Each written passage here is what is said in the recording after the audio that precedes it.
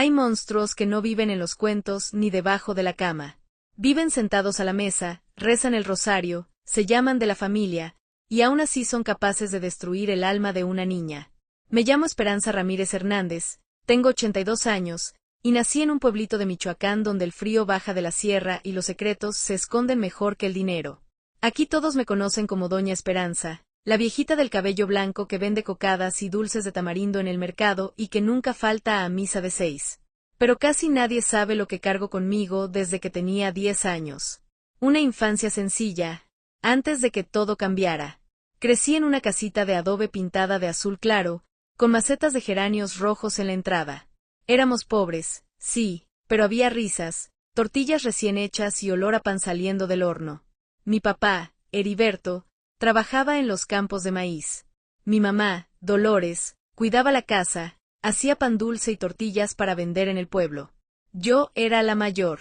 Luego venía Miguel, 2 años menor, y la más chiquita, Lupita, que apenas iba aprendiendo a amarrarse las trenzas.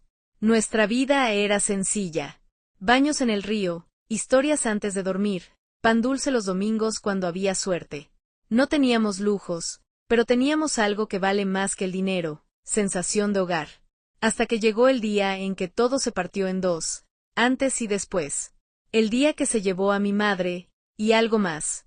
Era 12 de mayo de 1957. El cielo estaba gris y llovía finito, de ese lloviznar que cala. Mi mamá amaneció muy mal, con tos fuerte y la cara ardiendo de fiebre. Recuerdo entrar a su cuarto y verla respirando como si cada aire le costara la vida. Mi papá decidió llevarla al hospital de la ciudad. Mi abuelo, don Joaquín, que vivía con nosotros desde que murió mi abuela, se quedó a cargo de la casa y de nosotros 3. Lo último que mi mamá me dijo antes de salir envuelta en sarapes fue: «Cuida a tus hermanitos, Esperanza, pronto regreso». Ese pronto nunca llegó. Por la noche mi papá volvió solo, empapado de lluvia, con los ojos hinchados. Ahí supe, aún antes de que hablara, que mi vida ya no sería la misma. Tu mamá no resistió, hija. No recuerdo cuántas lágrimas lloré ese día. Recuerdo el ataúd sencillo, el rosario, las mujeres del pueblo trayendo comida, la casa llena de gente y yo sosteniendo la mano de Miguel y Lupita para que no se soltaran. Y recuerdo, muy claro, la noche del velorio. Mi papá, destrozado, se fue a su cuarto a llorar solo. Mi abuelo se quedó encargado de la casa, y de mí. No voy a dar detalles porque no hacen falta. Solo diré esto. Esa misma noche, el hombre que debía protegerme cruzó la frontera más terrible con una niña que acababa de perder a su madre. Me arrebató la inocencia en el momento más vulnerable de mi vida. Me cayó con amenazas, con culpas, con ese veneno que dice, si hablas, tu papá sufrirá más.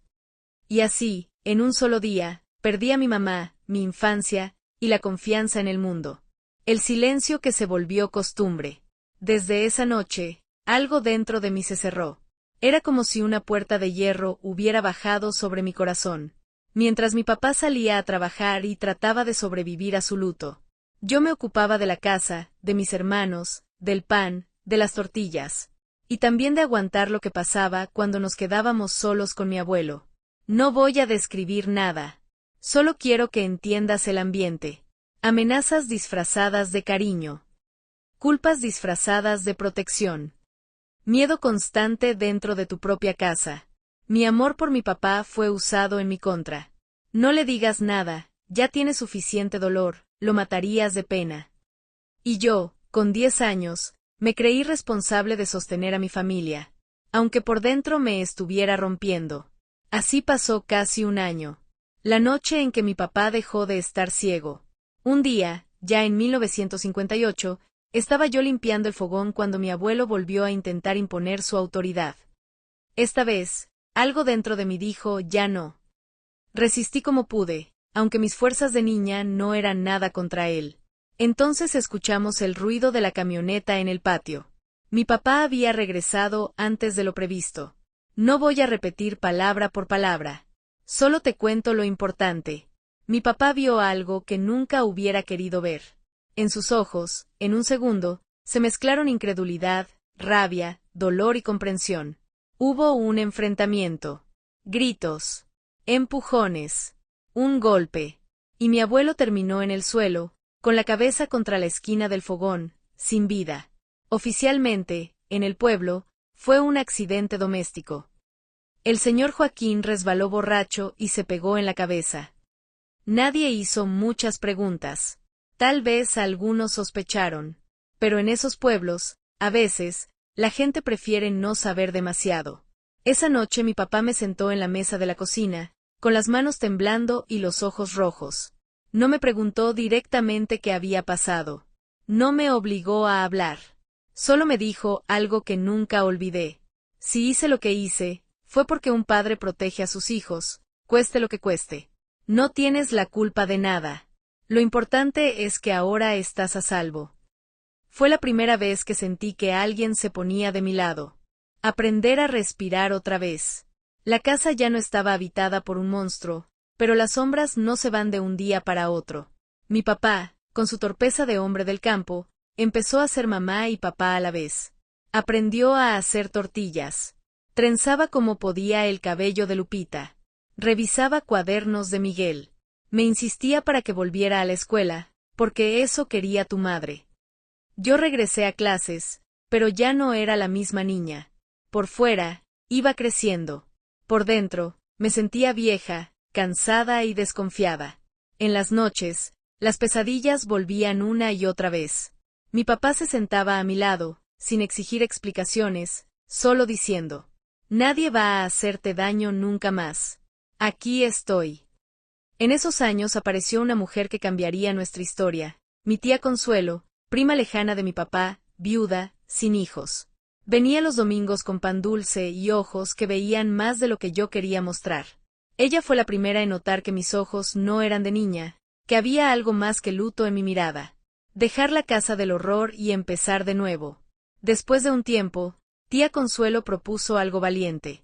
«Vénganse a vivir conmigo a Pátzcuaro. Allá los niños tendrán escuela mejor y tú no cargarás con todo solo». Mi papá lo pensó mucho, por la tierra, por el apego, por mis recuerdos. Pero al final eligió nuestro futuro. Nos mudamos a su casa grande, con baño adentro, cocina amplia, cuartos suficientes. Para nosotros era como llegar a otro mundo. Yo entré a una escuela de monjas. Al principio me sentía fuera de lugar. La niña del rancho, con uniforme prestado y mochila pobre entre hijas de comerciantes, notarios y gente bien. Pero ahí descubrí algo que me salvó el alma: los libros. Leer y escribir se volvieron mis refugios. Una maestra, la hermana Carolina, me dijo un día: «Tienes talento para contar historias. No te quedes chiquita. Podrías ser maestra». Esa frase fue una semilla que se quedó callada, pero viva. En casa, la vida también cambiaba. Mi papá y tía Consuelo se fueron acercando hasta que, con el tiempo, se casaron. No para reemplazar a mi mamá, sino para darnos un hogar más estable. Y una noche, cuando yo ya tenía 15 años, tía Consuelo me miró a los ojos y me dijo: «Yo sé que en esa casa del rancho pasó algo muy grave. Lo sospeché desde que te vi encogerte cuando tu abuelo se acercaba. No quiero detalles, solo quiero que sepas, te creo. Lo que ocurrió no fue tu culpa. Nunca lo fue». Ahí lloré como no había llorado en años. Por primera vez, mi secreto dejó de ser una cárcel completamente hermética. De víctima a maestra, y a mujer que se permite amar. Con el apoyo de mi papá, de Consuelo y de mis maestras, logré entrar a la normal y me convertí en maestra de primaria. Volví a las escuelitas rurales, pero ahora yo era la que estaba frente al pizarrón, cuidando a niñas y niños que también cargaban silencios. A los 18 años, yo ya estaba frente a un grupo. Y a los 19, mi papá y Consuelo eran, de verdad, nuestra pequeña columna vertebral. Unos años después conocí a Antonio, un médico joven que llegó al pueblo con muchas ganas de ayudar. Al principio hice lo que hace mucha gente dañada. Levanté murallas, desconfié, me escondí detrás de la seriedad. Pero Antonio fue paciente. No me presionó. Me miró con respeto, no con lástima. Una noche, sentado cerca del lago, reuní fuerzas y le conté todo. La muerte de mi mamá, lo que hizo mi abuelo, la pelea, el silencio, la culpa. Él lloró conmigo, no por morbo, sino por empatía. Me tomó las manos y me dijo: Nada de eso cambia lo que siento por ti. Al contrario, ahora te admiro aún más. Nos casamos en 1968. No fue fácil al principio. Mi cuerpo recordaba cosas que mi mente no quería revivir. Pero Antonio nunca me apresuró. Caminó conmigo mi proceso, paso a paso. Tuvimos 2 hijos, Carlos y María. Con ellos aprendí algo muy importante. Si se puede crear amor sano, incluso cuando vienes de tanta oscuridad. Más pérdidas, más pruebas, y una fe que no se rompió. La vida no dejó de probarme. Mi papá murió relativamente joven, de un infarto, trabajando en su huerto. Ese día sentí que se iba no solo él, sino el hombre que, a su manera, se manchó las manos para salvar mi vida. Años después, Antonio enfermó de cáncer y se me fue también. Lo acompañé hasta su último suspiro, sosteniéndole la mano como él me sostuvo a mí toda la vida. Créele a una viejita. Hay dolores que nunca desaparecen, pero aprendes a caminar con ellos. Mi fe no es una fe de estampita, es la certeza de que, a pesar de la oscuridad, siempre hay una luz terca que se niega a apagarse. Lo que hice con mi historia. Seguí trabajando como maestra muchos años. Después me volví directora. Y cuando me jubilé, no me quedé quieta. Empecé a trabajar con mujeres que sufrían violencia. Acompañé a niñas y adolescentes que habían sido lastimadas por gente cercana. Me volví esa señora mayor que escucha sin juzgar y dice con firmeza: te creo. No es tu culpa. No estás sola. Hoy, a mis 82 años, sigo aquí, en Michoacán, vendiendo dulces en el mercado, sentada en mi portal, mirando a los nietos correr, y contando historias que antes me daban vergüenza y ahora me dan fuerza. Porque entendí algo muy importante. Mi abuelo marcó mi vida, sí, pero no escribió mi final. Ese derecho lo tengo yo. Si tú estás viviendo algo así, si hay algo de mi historia que se parece a la tuya, quiero decirte varias cosas muy claras. No es tu culpa. No importa quién sea la persona que te lastima, abuelo, tío, padre, hermano, pareja. La culpa nunca es de la víctima. Tu silencio no es lealtad. Callar para proteger a la familia solo protege al agresor, no a ti. Mereces ayuda. De un maestro, de una amiga, de una vecina, de una tía, de una institución, de alguien que te escuche y actúe. Tu historia no termina en el dolor. Hoy solo ves la herida abierta, pero con el tiempo, esa herida puede convertirse en cicatriz y en fuerza. Antes de despedirme, si llegaste hasta aquí, de verdad te abrazo con el alma.